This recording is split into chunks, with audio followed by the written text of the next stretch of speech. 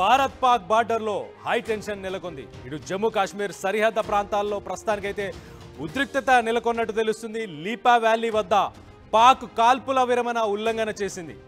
పాక్ సైన్యానికి ధీటుగా బదులిస్తుంది భారత సైన్యం అని చెప్పేసి ఇప్పుడు లేటెస్ట్ అప్డేట్. సరిహద్దు గ్రామాల ప్రజల్లో కూడా కొంత ఆందోళన అయితే ఉన్నట్టు తెలుస్తుంది. ఒక్కసారి మనం చూస్తే కనుక ఈ క్రాస్ బార్డర్ ఫైరింగ్ లో ప్రస్తుతానికి పాకిస్తాన్కి సంబంధించిన 7 సోల్జర్స్ని చంపేశారు ఇండియన్ ఆర్మీ.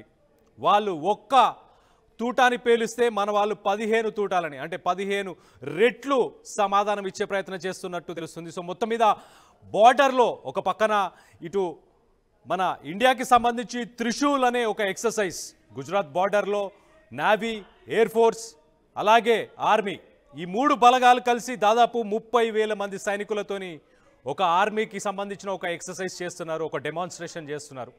ఇదే సమయంలో మనని ప్రొవోక్ చేసే ప్రయత్నం చేస్తున్నారు, మనని రెచ్చగొట్టే ప్రయత్నం పాకిస్తాన్ గతంలో చేసినట్టు కూడా ఇప్పుడు కూడా అదే ధోరణితో ముందుకెళ్తుంది.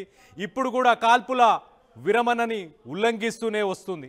సో దీనికి మాత్రం భారత్ చాలా గట్టిగా సమాధానం ఇస్తున్నట్టు తెలుస్తుంది.